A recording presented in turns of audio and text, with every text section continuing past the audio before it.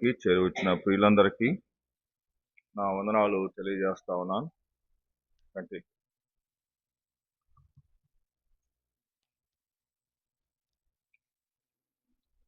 దయచేసి కొద్ది నిమిషాలు దేవుని వాక్యాన్ని స్పష్టంగా చదువుకుందాం. దైవ గ్రంథంలో 42వ కోరహు కీర్తనలో కొన్ని మాటలు జ్ఞాపకం చేసుకుందాం. 42వ కీర్తన 5వ చరణం, 42వ కీర్తన 11వ చరణం, 43వ కీర్తన 5వ చరణాన్ని చదువుకున్నాం. దయచేసి బైబిల్ ఉన్నవారు దేవుని వాక్యాన్ని తీసి పరిశీలించవలసిందిగా ప్రభు పక్షంన జ్ఞాపకం చేస్తున్నాను. కోరహు కుమారులు రచించిన 42వ కీర్తన 5వ చరణాన్ని చదువుతున్నాను.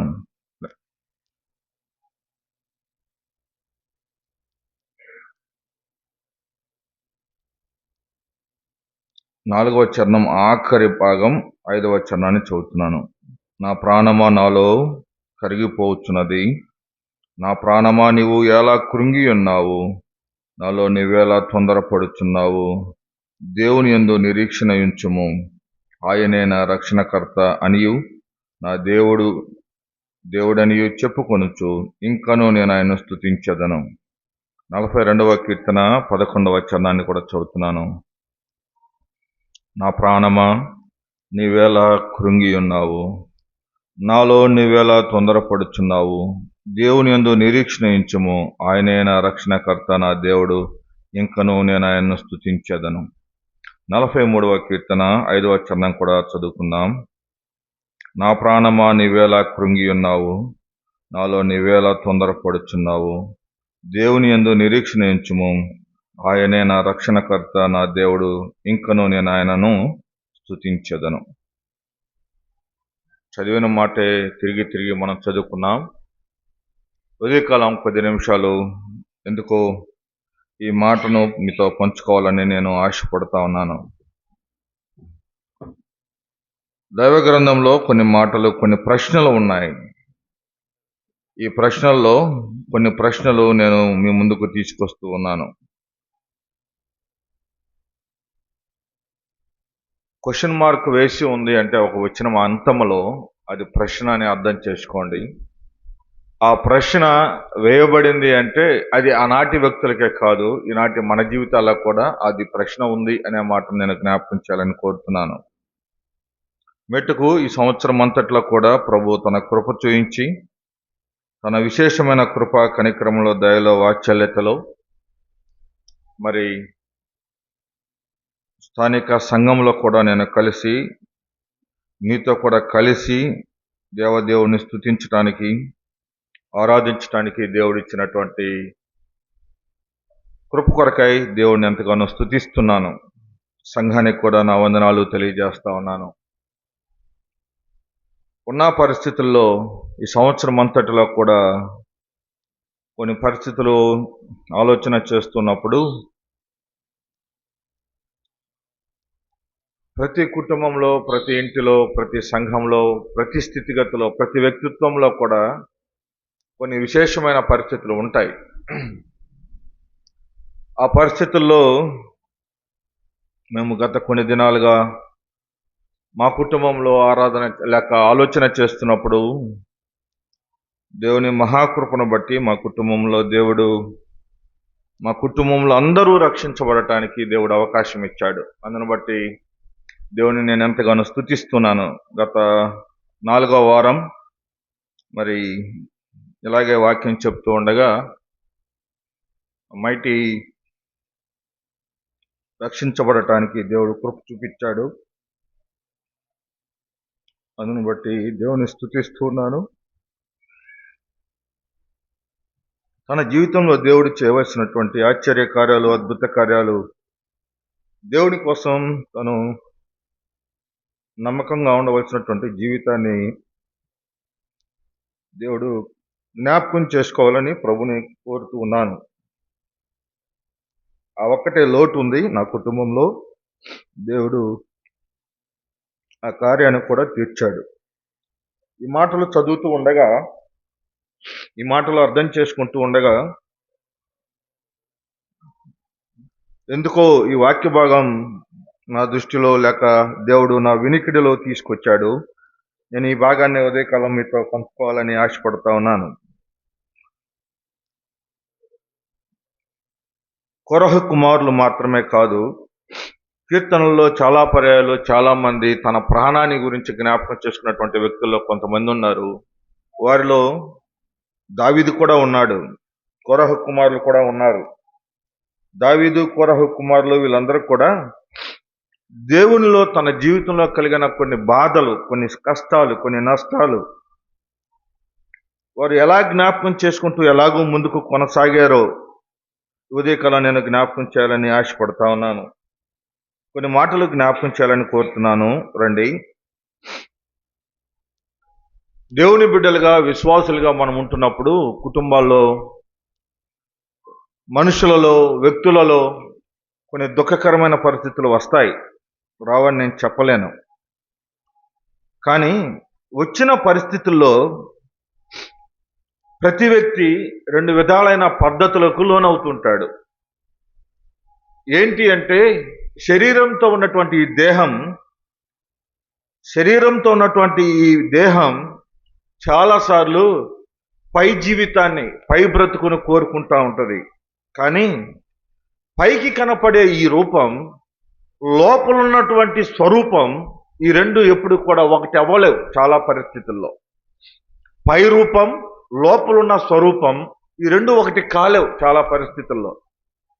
ఎందుకు నేను ఈ మాట జ్ఞాపకం చేయాలని ఆశపడుతున్నానంటే, దావీదు రాజే, గొప్పవాడే, లోపల ఏముంది, తనకి బాధ ఉంది, వేదన ఉంది. మీ దృష్టికి తీసుకొచ్చాను. 49వ కీర్తనలో చాలా పర్యాలు జ్ఞాపకం చేస్తూ వచ్చాను. ప్రతి ఒక్క వ్యక్తిలో కూడా అలాంటి పరిస్థితులు ఉన్నాయి. కోరహ కుమారులు, కోరహకు జీవితంలో కూడా ఇలాంటి పరిస్థితులే కనబడుతూ ఉన్నాయి. పై వచనాలు చూస్తే, మొదటి వచనం, రెండవ వచనం, మూడవ వచనాల్లో చూస్తే, దుప్పి నీటి వాగుల కొరకు ఆశపడినట్లు నా దేవా నీ కొరకు నా ప్రాణం ఆశపడతా ఉంది అన్నాడు. వాస్తవానికి కోరహు దుప్పితో పోల్చుకున్నటువంటి అనుభవాన్ని చూస్తాం.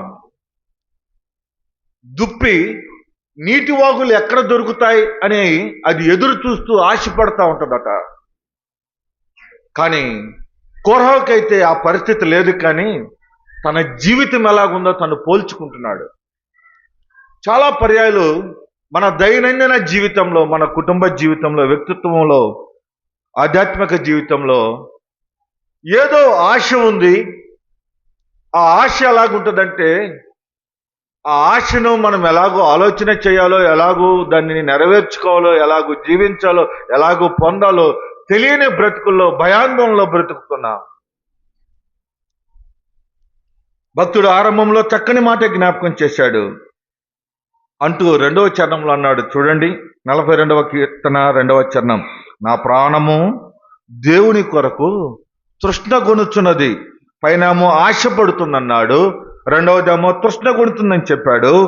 అదే మాటలు అన్నాడు, జీవం గల దేవుని కొరకు తృష్ణ కొనుచున్నది, దేవుని సన్నిధికి నేను ఎప్పుడు వచ్చేదనని, ఆయన సన్నిధి నేను ఎప్పుడు కనబడవాలని, నీ దేవుడు కనబడవాలని తృష్ణ కొనుచున్నదంట. ఆయన రెండు ప్రశ్నలు అక్కడ చూస్తాం మనం. దేవుని సన్నిధిలో, దేవుని దగ్గర, దేవుని ఎదుట వారు ఉండటానికి ఎలాగూ ఆశపడుతున్నారో, ప్రాణమేమో ఆశపడుతుంది, శరీరమేమో బద్దకిస్తా ఉంది. అలాంటి బ్రతుకులు, అలాంటి జీవితాల్లో కనబడుతున్నటువంటి పరిస్థితులు మనం చూస్తాం. నేనంటాను, ఈ సందర్భం మనకెందుకు అని మీరు కానీ ఆలోచన చేస్తే, నేను అంటాను, ఇది నీకు నాకు ఈ దినం అవసరమని జ్ఞాపకం చేస్తాను. ఎందుకు ఈ మాట జ్ఞాపకం చేస్తున్నాను అంటే, కోరహ కుమారులు దేవుణ్ణి ఎరిగినటువంటి వారే. దేవుణ్ణి ఎరగకపోతే ఆ మాట చెప్పగలడా? నా ప్రాణము నీ కొరకు ఆశపడుతుంది, నిన్ను చూడాలని ఆశపడుతుంది, తృష్ణ కొనుచున్నది అని చెప్పగలడా? అతడు దేవుని నమ్మాడు కాబట్టి ఒక విశ్వాసిగా అడుగుతున్నాడు. తనలో ఉన్న పోరాటాన్ని జ్ఞాపకం చేస్తున్నాడు. ఉదయకాలం కూడా నా జీవితం కూడా లాంటిదే. మన ప్రాణం పైకి ఎలాగుంటుందంటే చాలా పర్యాయాలు ఈ పరిస్థితి నుంచి దాటి వెళితే చాలు అన్నట్టుగా కనబడుతుంది. కానీ చాలాసార్లు దాటి వెళ్ళలేకపోతున్నాం. కొంతమంది భక్తులు వారి జీవితాలలో, వారి పరిస్థితుల్లో ఎలాంటి వ్యక్తులు ఎలాంటి పరిస్థితుల గుండా వెళ్తున్నారో కొన్ని అనుభవాలను నేను ఉదయకాలం మీ దృష్టికి తీసుకురావాలని ఆశపడుతున్నాను. మీరందరూ ఎరిగినటువంటి వ్యక్తే. న్యాయాధిపతుల గ్రంథానికి రండి, లేక యోబు గ్రంథానికి రండి. 6వ అధ్యాయం 14వ వచనం. యోబు గ్రంథం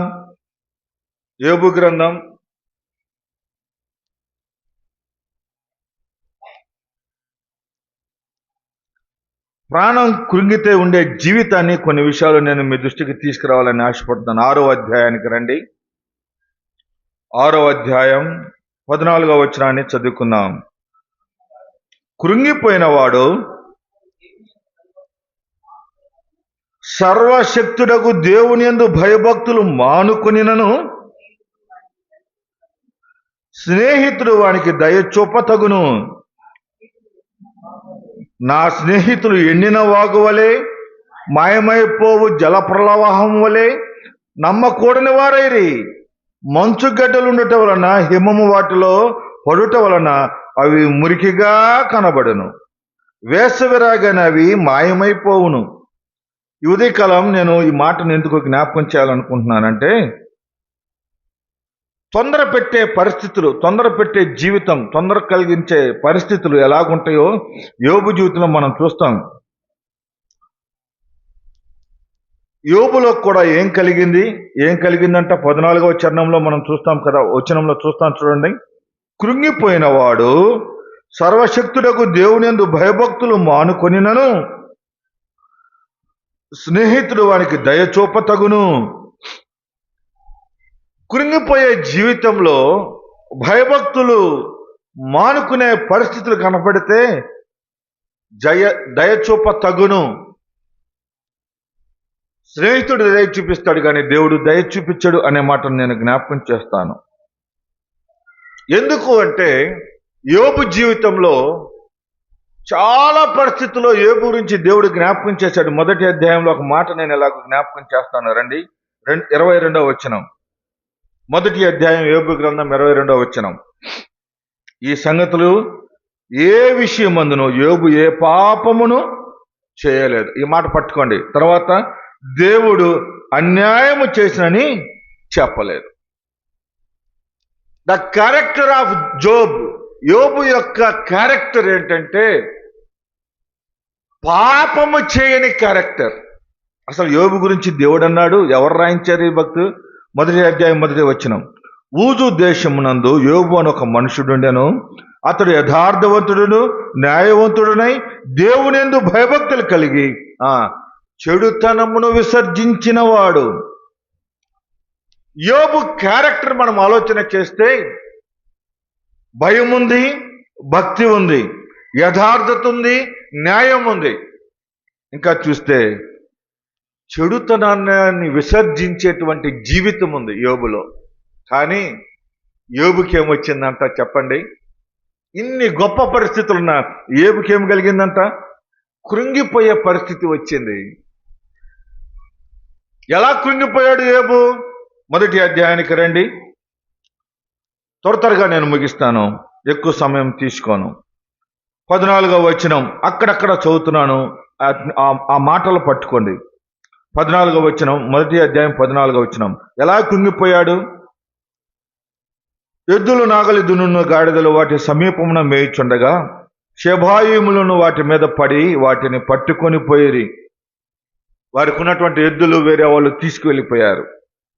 15వ వచనం. ఖడ్గముతో పనివారిని హతము చేసిరి, జరిగినది నీకు తెలియటకు నేనొక్కడనే తప్పించుకొని వచ్చినని చెప్పాడు. ఒక వ్యక్తి వచ్చి చెప్పాడు యోబుకి, అయ్యా నీ ఎద్దులన్నీ వారు తీసుకెళ్ళిపోయారు, పనివారిని ఖడ్గంతో చంపివేశారు. 16వ వచనం ఆఖరి భాగం చదువుతున్నాను 2వ లైన్లో.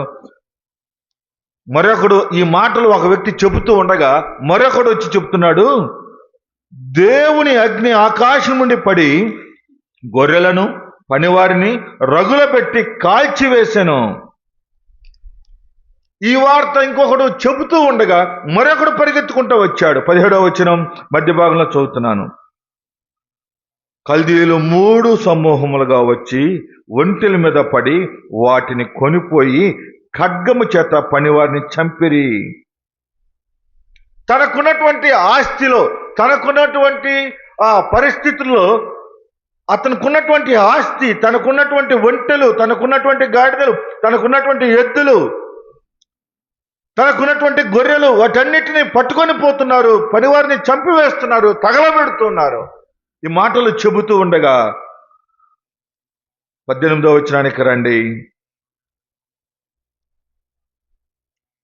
19వ వచనం చెప్తాను. గొప్ప సుడిగాలి అరణ్యంగా వచ్చి ఆ ఇంటి 4 మూలలు కొట్టగా అది యవనుల మీద పడినందున వారు చనిపోయిరి. ఎవరు ఈ యవనులు? 18వ వచనం. అతడు మాట్లాడుచుండగా వేరొకడు వచ్చి నీ కుమారులను నీ కుమార్తెలను తమ అన్న ఇంట భోజనము చేయుటూ ద్రాక్షరసం పానము చేయుచుండగా, ఇప్పుడేమొచ్చిందంట? గొప్ప సుడిగాలి ఆ ఇంటి చుట్టూ 4 మూలల అది కమ్ముకొనగా ఏమైందంట? ఆ ఇల్లు పడిపోయి వారు చనిపోయారు. ఒక మనిషిలో తనకున్న సంపదంతా పాడైపోయింది. పనివారు హతము చేయబడ్డారు. తనకున్నటువంటి సంపదంతా నాశనం అయిపోయింది, పట్టబడిపోయింది. పనివారు చంపివేయబడుతున్నారు. ఆస్తి పోయింది, పనివారు పోయారు. ఇటు చూస్తూ ఉండగా, అది వింటూ ఉండగా తన జీవితంలో కుమారులు కూడా పోయారు, కుమార్తెలు పోయారు. ఆ మనిషి జీవితం ఒకసారి ఆలోచన చేద్దాం. మన కుటుంబాలలో చిన్న నష్టం జరిగితే, చిన్న వ్యధ జరిగితే, చిన్న బాధ జరిగితే ఎంతో మంది నిన్ను నన్ను మనల్ని ఓదార్చేవారు ఉంటారు. ఎంత ఓదార్చినా మనము కృంగిపోతూ ఉంటాం. కానీ భక్తుని జీవితంలో సమస్యలు వచ్చాయి, కష్టాలు వచ్చాయి, నష్టాలు వచ్చాయి. ఆ వ్యక్తి తన జీవితంలో ఎంత స్పష్టంగా 6వ అధ్యాయంలో జ్ఞాపకం చేస్తున్నాడు. అయ్యా, కృంగిపోయేవాడుంటే సర్వశక్తి గల దేవుని యందు భయభక్తులు మానుకొనును. కృంగిపోతే మానుకునే జీవితం కనబడుతుంది, కానీ నేను అలాగుండటానికి ఇష్టపడట్లేదు అన్నాడు. కృంగిపోతే విశ్వాసీ జీవితంలో వచ్చే సమస్య, నేను కొన్ని మాటలను మీ దృష్టికి తీసుకొస్తాను. మొట్టమొదటిది, ఉన్న వాటిని పోగొట్టుకుంటాం కృంగిపోతే. పోగొట్టుకున్న వాటి చేత కృంగిపోతాం. 2వ మాట జ్ఞాపకం చేస్తున్నాను. 2వ అధ్యాయం 9వ వచనానికి రండి. 2వ అధ్యాయం 9వ వచనానికి రండి. అతని భార్య వచ్చి, నీవు ఇంకను యథార్థతను వదలకయుందువా? దేవుని దూషించి మరణము కమ్ము. అయ్యో.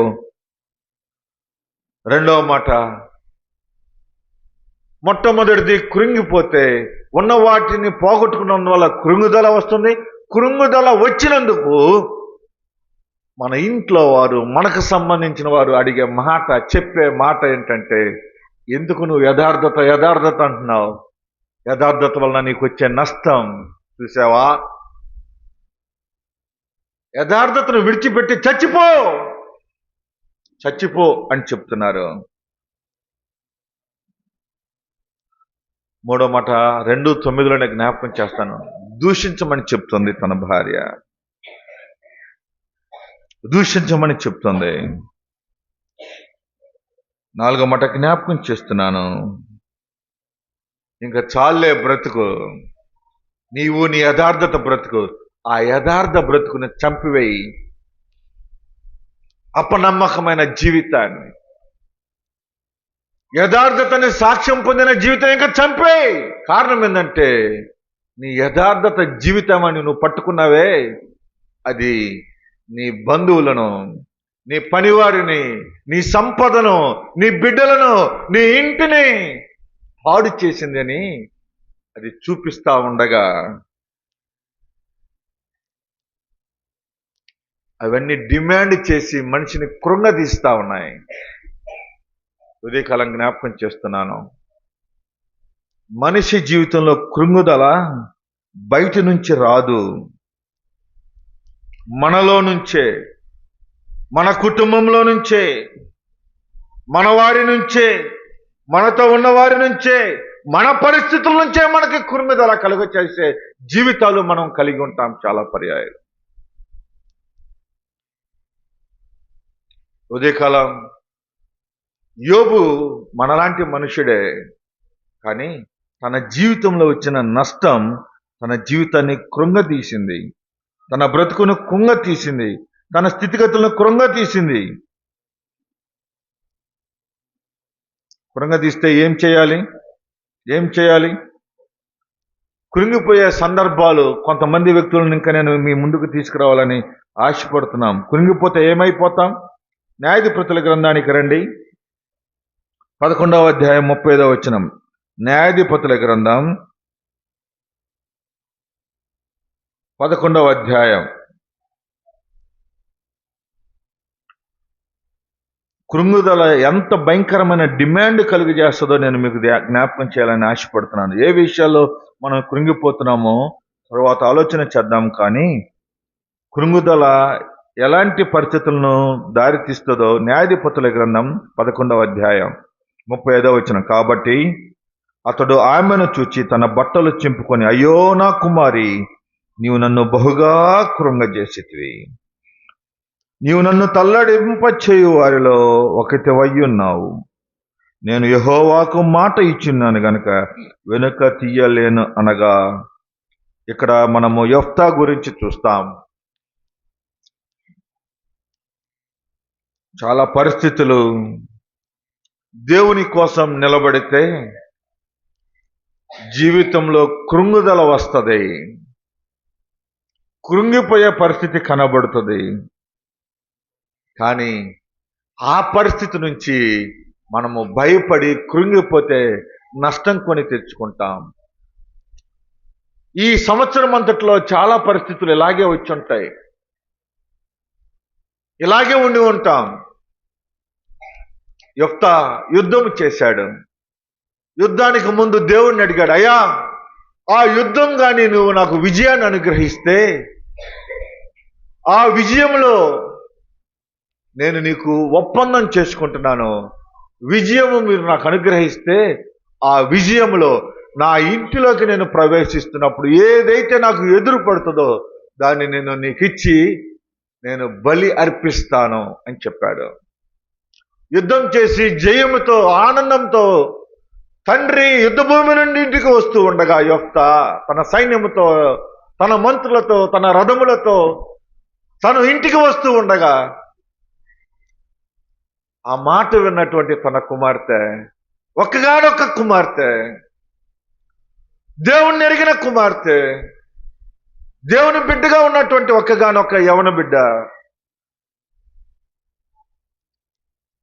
వివాహముకు సిద్ధపడుతున్నటువంటి యవన బిడ్డ, తన తండ్రి యుద్ధ వీరుడిగా ఇంటికి వస్తూ ఉండగా తన చెలికత్తెలతో, తన పనివారితో, తన తండ్రిని ఎదుర్కొని వెల్కమ్ చెప్పటానికి, తనను చక్కగా ఆహ్వానించటానికి, సంతోషించటానికి, జయము చెప్పటానికి ఆమె ఇష్టపడి తండ్రికి ఎదురు వెళ్తూ ఉంది. తండ్రి ఏమో ఇంటికి వస్తూ ఉన్నాడు. ఇంటిలో నుంచి బయటకు వస్తున్న కుమార్తెను చూసి ఆనందంతో ఉన్నటువంటి ఆ భక్తుడు, ఆనందంతో ఉన్నటువంటి ఆ యుద్ధ వీరుడు తన కుమార్తెను చూసి కృంగిపోయాడు.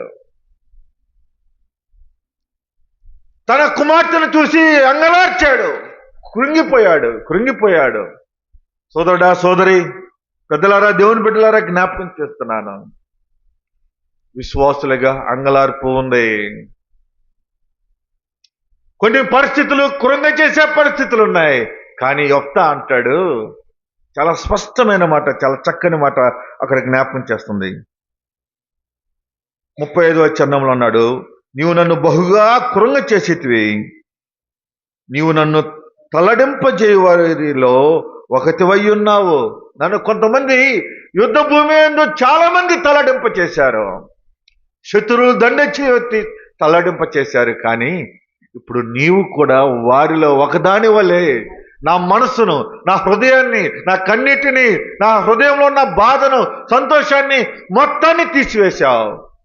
అయినా కూడా ఆయన అంటాడు చక్కని మాట, నేను యెహోవాకు మాట ఇచ్చి ఉన్నాను. బాధ నాలో ఉంది, దేవుని మాట కూడా నాలో ఉంది.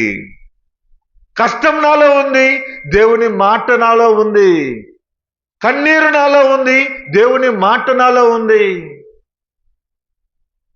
నాలో ఎంతో కృంగిపోయిన జీవితం ఉంది, దేవుని మాట కూడా నాలో ఉంది. అప్పుడు నేను కృంగిన జీవితము కంటే దేవుని మాటకు విలువిచ్చే బ్రతుకులో నేను ఉండటానికి ఇష్టపడుతున్నాను అని కుమార్తెతో చెప్పిన అనుభవాన్ని చూస్తాం. ఉదయకాలం జ్ఞాపకం చేస్తున్నాను. వ్యక్తులంగా, దేవుని బిడ్డలంగా, దేవునికి ఇష్టపడేవారిగా సొంత వారే చాలా పరిస్థితుల్లో కృంగ చేస్తారు.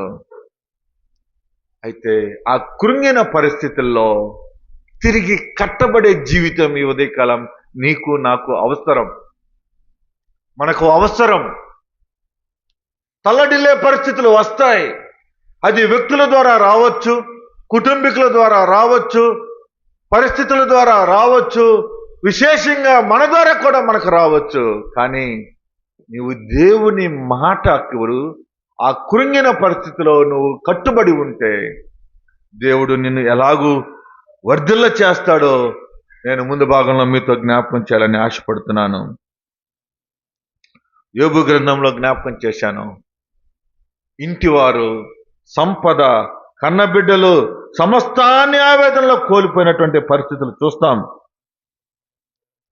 అంత మాత్రమే కాదు, శక్తికి మించిన బాధను కూడా చాలా పరిస్థితులు మనము తట్టుకోలేని పరిస్థితి. 2 కొరింథీయుల పత్రిక 2 ఒక మాట చదువుకుందాం.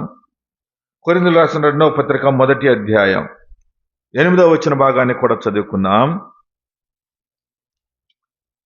నేను ఎక్కువ అన్ని వచనాలు తిప్పాలని నా ఉద్దేశం కాదు, మీకు అర్థం అవ్వాలన్న ఉద్దేశంతో నేను జ్ఞాపకం చేస్తున్నాను. కొరింథీయులకు రాసిన 2వ పత్రిక 1వ అధ్యాయం 8వ వచన భాగాన్ని చదువుతున్నాను. సహోదరులారా, వినండి. ఆసియాలో మాకు తటస్థించిన శ్రమను గూర్చి మీకు తెలియకుండా మాకు ఇష్టం లేదు. అదేదనగా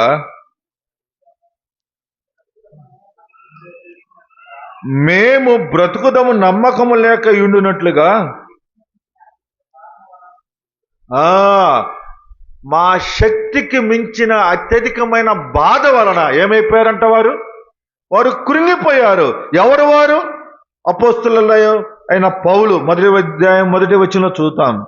అపోస్తుడైన పౌలును తన సహోదరుడైన తిమోతియు కొరింథీలో ఉన్న దేవుని సంఘమునకు ఆయన జ్ఞాపకం చేస్తూ ఆసియాలో అతనికి జరిగిన భయంకరమైన పరిస్థితి, అతనికి మించిన భారం, అతనికి మించిన పరిస్థితుల వల్ల మేము కృంగిపోయాం.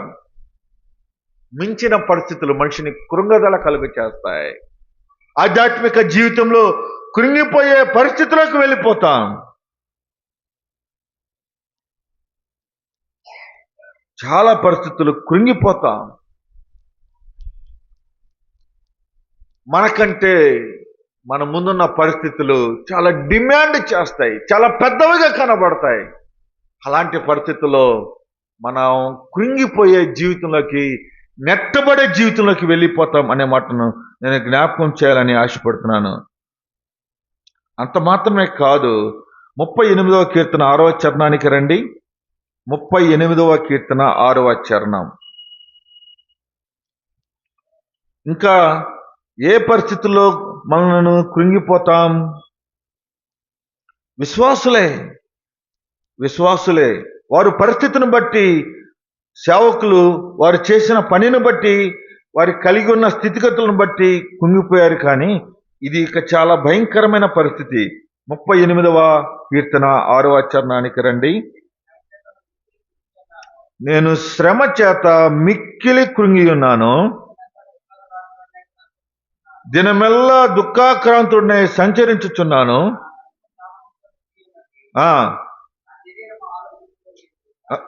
ఆ శరీరంలో ఆరోగ్యము లేదు. నేను సొమ్మసిల్లి బహుగా నలిగి ఉన్నాను. నా మనోవేదన బట్టి కేకలు వేయిచున్నాను. చాలు చాలు. ఇక్కడ ఈ భక్తుడు దావీదు అంటాడు, దావీదు కూడా కృంగిపోయాడు. ఎలా కృంగిపోయాడో 38వ అధ్యాయంలో చాలా స్పష్టంగా ఉంది. 6వ వచనంలో నేను శ్రమ చేత మిక్కిలి కృంగి ఉన్నాను. శ్రమలు కూడా ఉన్నాయి, బాధలు ఉన్నాయి. శ్రమ చేత కృంగిపోతే తను ఎలాగున్నాడు తెలుసా? దినమెల్లా దుఃఖాక్రాంతుడినై సంచరించుచున్నాను. నా నడుము తాపంతో నిండి ఉన్నది. నేను కృంగిపోతే నా శరీరం ఏమైపోతుందో తెలుసా? ఆరోగ్యాన్ని కోల్పోయింది. శరీరంలో ఆరోగ్యం లేదు. 7వ వచనం చదువుతున్నాను. నా శరీరంలో ఆరోగ్యం లేదు. నేను సొమ్మసిల్లి బహుగా నలిగి ఉన్నాను. నేను మనోవేదనను బట్టి కేకలు వేయిచున్నాను. ప్రభువా, నా అభిలాష అంతము నీకే కనబడుచున్నది. 10వ వచనంలో ఇంకా అంటాడు భక్తుడు, అయ్యా, నేను కృంగిపోతే నా పరిస్థితి ఎలాగుందో తెలుసా? నా గుండె కొట్టుకునుచున్నది, నా బలము నన్ను విడిచిపోయాను. మనిషిలో బలము లేదు, శక్తి లేదు, బలం విడిచిపోయింది. ఇంకా అంటాడు 10వ వచనంలో, నా కనుదృష్టియు తప్పిపోయాను. 11లో అంటాడు, నా స్నేహితులు నా చెలికాండ్రులను నా తెగులు తూచి ఎడమగా నిలుచుతున్నారు. అయ్యో, ఇదొక పెద్ద బాధ అయితే నా శరీరంలో. నాతో ఎప్పుడు వెన్నంటి, నేను బాగున్నప్పుడు, నేను బాగా బ్రతికినప్పుడు, నేను బాగా విజయంలో ఉన్నప్పుడు, నా తిండి తింటూ, నా దగ్గర బ్రతుకుతూ, నాతో ఉంటున్నటువంటి వారు, నేను నా మేలును కోరుకోవటానికి ఇష్టపడాలని వారిని తెచ్చిపెట్టుకుని వాళ్ళ మేలు నేను కోరుకుంటే వారి కూడా నన్ను విడిచి వెళ్ళిపోయారు. భక్తుడు దావీదు అంటున్నాడు, వారందరూ వెళ్ళిపోయారు, వారందరూ వెళ్ళిపోయారు. ఉదయకాలం కృంగుదలలో వచ్చే పరిస్థితులు ఇలాగున్నాయి. కృంగుదలలో వచ్చే జీవితాలు ఇలా కనబడుతున్నాయి. అయితే కృంగిపోతే వచ్చే పరిస్థితులను మనం ఎలాగూ అధిగమించాలో 2-3 మాటలు చెప్పి నేను ముగిస్తాను. ప్రతి వ్యక్తికి కృంగుదల ఉంది, అది గుర్తుపెట్టుకోండి. కృంగిపోయే సమయం ఉంది, పరిస్థితులు ఉన్నాయి, బాధలు ఉన్నాయి, కష్టాలు ఉన్నాయి. విశ్వాసులకు ఉన్నాయి, భక్తులకే వచ్చాయి. మరి నీవు నేనెంత? ఇలాగో కృంగిపోతే ఏం చేయాలి? ఇదే భక్తులు ఏం చేశారో కొన్ని మాటలు నేను జ్ఞాపకం చేయాలని ఆశపడుతున్నాను. కృంగిపోయిన భక్తులు తొందరపడలేరు. కృంగుదల చాలా తొందరగా వస్తుంది, కానీ కృంగిపోయిన జీవితంలో మనము తొందరపడకూడదు. మొట్టమొదటిగా ఉదయకాలం మనం నేర్చుకోవాల్సిన విశేషమైన పాఠం. ఆరోగ్యం, పరిస్థితులు, అయోగ్యమైన పరిస్థితులు చాలా మనకు ఎదురవుతూ ఉంటాయి. అయితే ఆ కృంగిపోయే పరిస్థితుల్లో మనం ఏం చేయాలో, ఏమి చేయకూడదో కొన్ని విషయాలు మనం నేర్చుకున్నాం. 30వ అధ్యాయం మొదటి సమూయేలు గ్రంథం 30వ అధ్యాయానికి రండి. కుంగిపోయిన దావీదు ఏం జ్ఞాపకం చేస్తున్నాడో 6-7 వచనాలు చదువుకున్నాం. సమూయేలు మొదటి గ్రంథం 30వ అధ్యాయం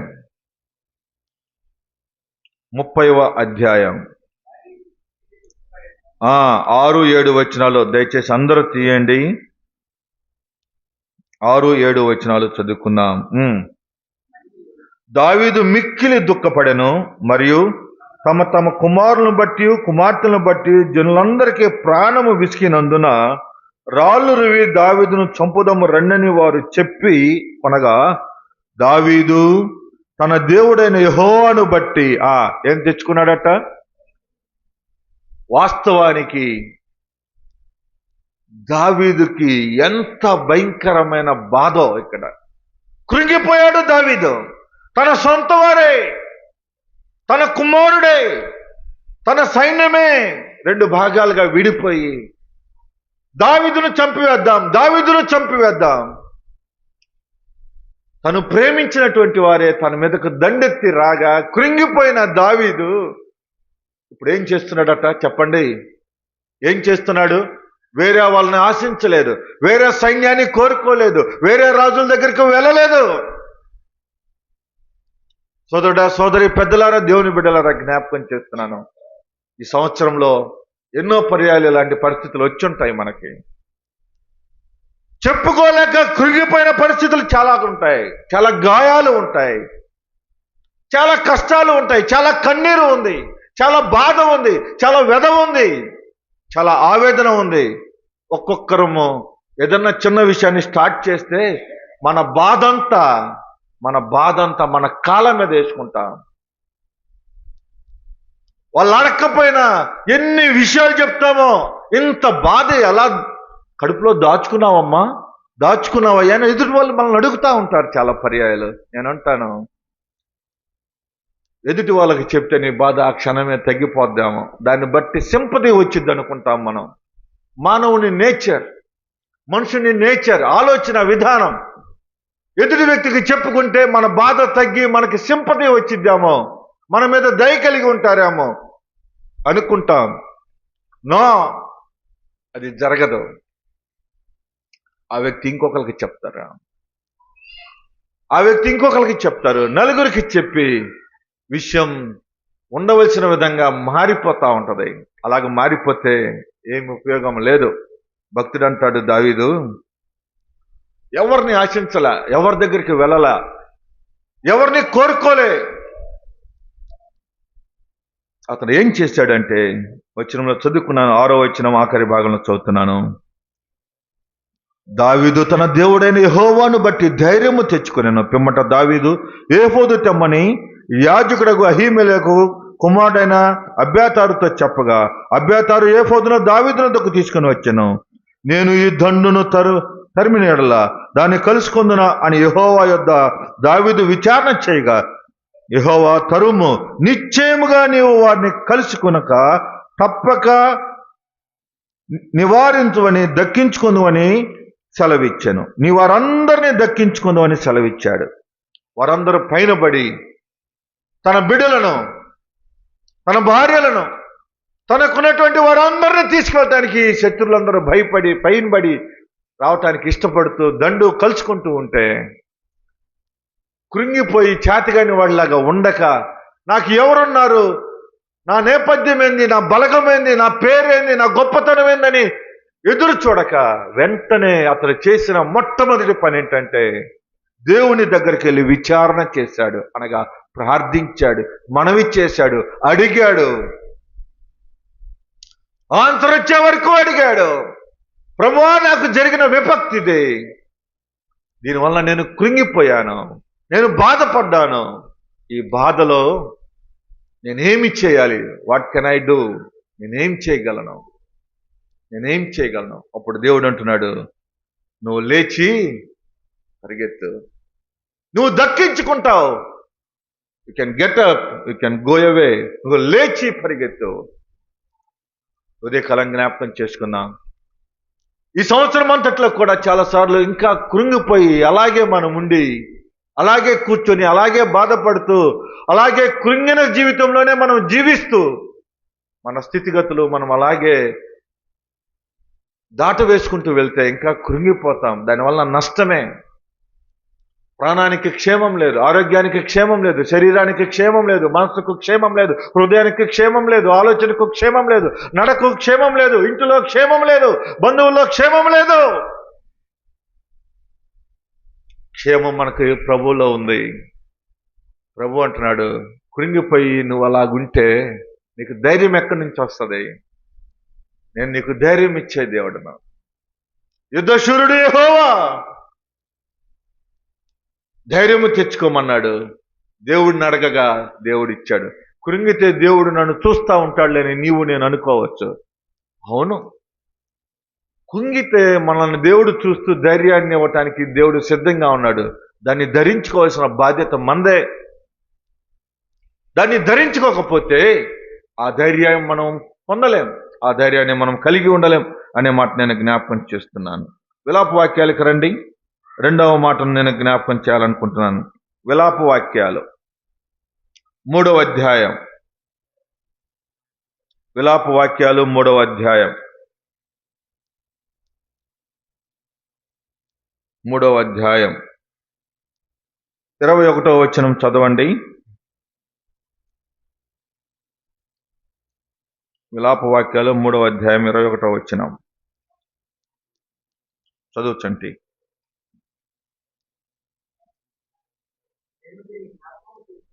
ఉమ్, ఉమ్, ఉమ్, ఉమ్, ఉమ్, ఉమ్, ఉమ్, ఉమ్, ఉమ్, ఉమ్, ఉమ్, ఉమ్. నేను చదువుతానులే. ఇక్కడ ఇర్మియా చాలా స్పష్టంగా జ్ఞాపకం చేస్తున్నటువంటి విశేషమైన మాట నేను జ్ఞాపకం చేస్తున్నాను. 3వ అధ్యాయం విలాప వాక్యాల్లో ఇర్మియా కృంగిపోయిన పరిస్థితిని నేను చూస్తా ఉన్నాను. భక్తుడైన ఇర్మియా జ్ఞాపకం చేస్తున్నటువంటి మాటలు నేను జ్ఞాపకం చేస్తున్నాను. ఏమంటున్నాడంటే, నేను దీని జ్ఞాపకము చేసుకొనగా నాకు ఆశ పుట్టుతున్నది. యెహోవా కృపగలవాడు, ఆయన వాత్సల్యత ఎడతెగక నిల్చున్నది గనుక మనము నిర్మూలము కాకున్న వారము. అనుదినము నూతనంగా ఆయన నాకు వాత్సల్యత పుట్టుచున్నది. నీవు ఎంతైనా నమ్మదగిన వాడవు యెహోవా, నా భాగమును నేను అనుకొనుచున్నాను. ఆయన యందు నేను నమ్మిక ఉంచున్నాను. తను ఆశ్రయించు వారి యెడల యెహోవా దయాళుడు, తను వెదుకు వారి యెడల ఆయన దయచూపువాడు. నరుల ఆశ కలిగి యెహోవా అనుగ్రహించు రక్షణ కొరకు ఏం చేయాలట చెప్పండి? ఏం చేయాలంట? ఓపికతో కనిపెట్టాలి అని జ్ఞాపకం చేశాడు. వాస్తవానికి ఇర్మియా పరిస్థితి మనం చూస్తే చాలా ఘోరమైన పరిస్థితి. 3వ అధ్యాయం ఆరంభంలో మనం చూస్తాం. చీకటిలో పడవేశారు, మాటి మాటికి దినమెల్లా దెబ్బలు కొట్టబడుతూ ఉన్నాం. ఆ వచ్చిన 4వ వచనం చూస్తే, నా మాంసకు నా చర్మము క్షీణింపజేయుచున్నది. అది ఇర్మియా పరిస్థితి. ఇక్కడ 5వ వచనం చూస్తే, నాకు అడ్డంగా కంచి వేసి ఉన్నారు. 6వ వచనం చూస్తే, పూర్వకాలమున చనిపోయిన నివాసంలో ఉన్నట్లు చీకటి గల స్థలంలో నన్ను నివసింపజేశారు. బ్రతికు అన్న పేరు ఉందలే కానీ ఇర్మియా జీవితంలో, ఇర్మియా బ్రతుకులో ఎంత ఘోరమైన స్థితిగతిలో కనబడుతూ ఉంటే, ఇప్పుడు ఇర్మియా ఆ స్థితిలో, ఆ పరిస్థితిలో, ఆ ఉద్దేశంలో ఇర్మియా అంటున్నాడు, దేవా దేవా నువ్వెంత కృప కలిగినది వాడవు అంటూ వచనం 26లో జ్ఞాపకం చేస్తూ వచ్చాడు. 25లో, తను ఆశ్రయించు వారి యెడల యెహోవా దయాళుడు. కృంగిపోతే ఆశ్రయం కావాలి. కృంగిపోతే దేవుణ్ణి ఆశ్రయించే జీవితం మనకు కావాలి.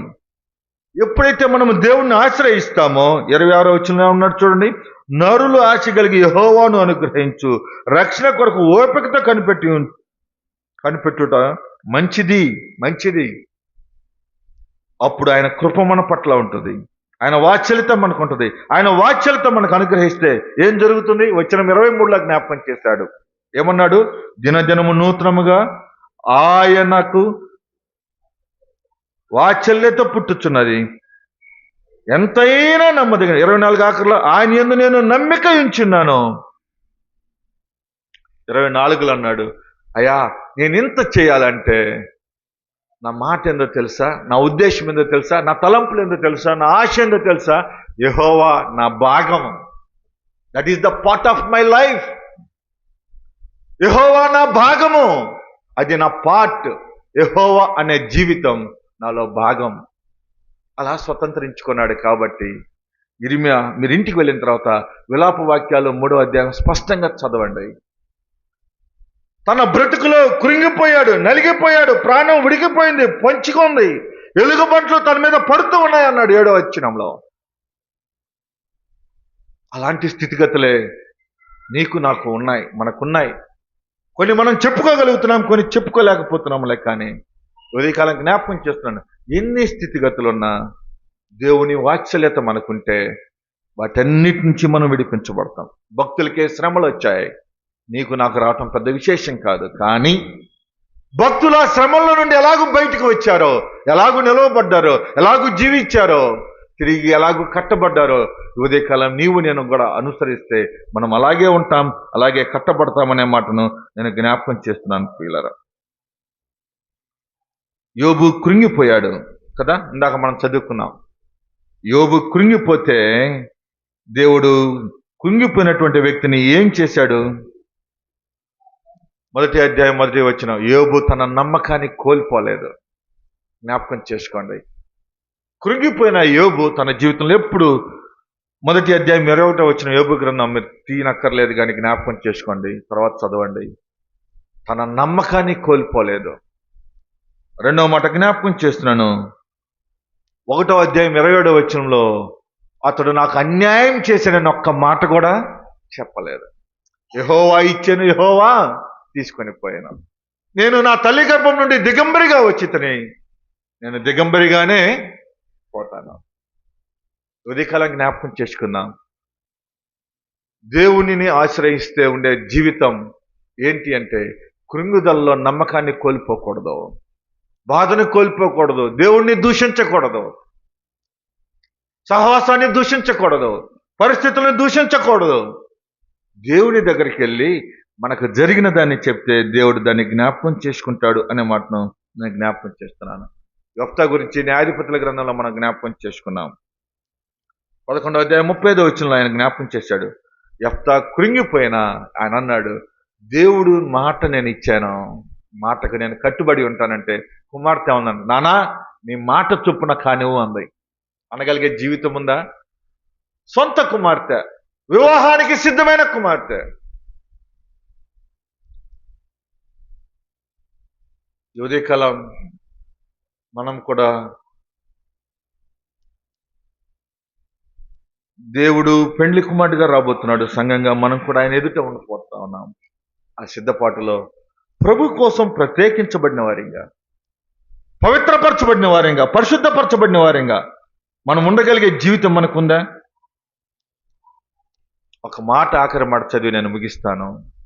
1 సమూయేలు గ్రంథానికి రండి. సమూయేలు మొదటి గ్రంథం 2వ అధ్యాయం.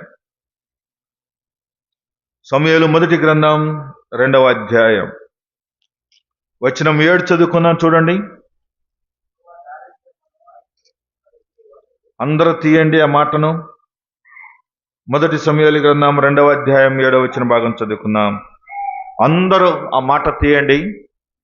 పేజీ నెంబర్ 224 పాత నిబంధనలో. యెహోవా దారిద్ర్యమును ఐశ్వర్యమును కలుగజేయువాడు, చదవండి, కృంగజేయువాడును లేవనెత్తువాడును ఆయనే. కృంగజేయువాడును లేవనెత్తువాడును ఆయనే. 8వ వచనానికి రండి. దరిద్రులను అధికారులతో కూర్చుండబెట్టుటకును మహిమగల సింహాసనం స్వతంపజేయుటకును వారిని మంటిలో నుండి ఎత్తువాడును ఆయనే. లేమి గల వారిని పెంట కుప్పల మీద నుండి లేవనెత్తువాడును ఆయనే. భూమి యొక్క స్తంభములను యెహోవా వశము, లోకమును వాటి మీద ఆయన నిలిపి ఉన్నాడు. తన భక్తుల పాదమును తొట్టిల్లకుండా ఆయన వారిని కాపాడును. అందుకే ప్రభువైన దేవుడు పరలోకం నుండి భూలోకానికి మనల్ని లేవనెత్తటానికి, కృంగిన జీవితాల నుండి, కృంగిన బ్రతుకుల నుండి, కృంగిన కుటుంబాలుగా మనం ఉంటూ ఉండగా, కృంగిన వ్యక్తులుగా మనం ఉంటూ ఉండగా ఆయన మనలను లేవనెత్తటానికి ఆయన పరలోకం నుండి భూలోకానికి దిగి వచ్చాడు.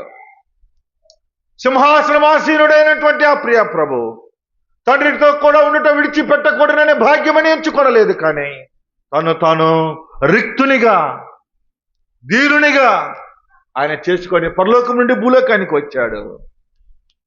కృంగిన బ్రతుకులో నుండి లేవనెత్తటానికి ఆయన పరలోకం నుండి భూలోకానికి దిగి వచ్చాడు. ఎందుకు కృంగిపోయాం? ఆయన మాట వినకపోవటం బట్టి కృంగిపోయిన పరిస్థితులు ఉండొచ్చు. రెండవది, ఆయనలో బలపడటానికి కృంగిన పరిస్థితులు ఉండి ఉండవచ్చు. ఒకవేళ మాట వినకుండా కృంగిపోతే ఉదయకాలం ప్రభు వైపు చూడు. దేవునికి అయోగ్యంగా, అపవిత్రంగా, అన్యాయంగా, అక్రమంగా, అబద్ధకమైన జీవితంలో, అపవిత్రమైన జీవితంలో దూరస్తుడిగా నువ్వు ఇంకా కనబడుతూ ఉంటే సంవత్సరం అంతటిలో కూడా, ఇంకా సంవత్సరాలు మనం చూస్తామో లేదో మనకు తెలియదు. రేపు అనే జీవితం మనకు లేదు. మనము నేటి వారమే, రేపటి వారము కాదు. అందుచేత మనము ప్రభు వైపు చూసి ఉదయకాలమే, ప్రభువా, నా కృంగిన బ్రతుకు, నా అయోగ్యమైన బ్రతుకు, నా అపవిత్రమైన బ్రతుకు, నా చెడిపోయిన బ్రతుకు, పాపముల చేత, అపరాధముల చేత చచ్చిన నా బ్రతుకుని నువ్వు లేవనెత్తే దేవుడు అని నాకు అర్థమైంది. కృంగిన జీవితంలో లేవనెత్తే దేవుడు ఆయనే. పాప జీవితంలో ఉంటే ఆయన లేవనెత్తడానికి సిద్ధంగా ఉన్నాడు.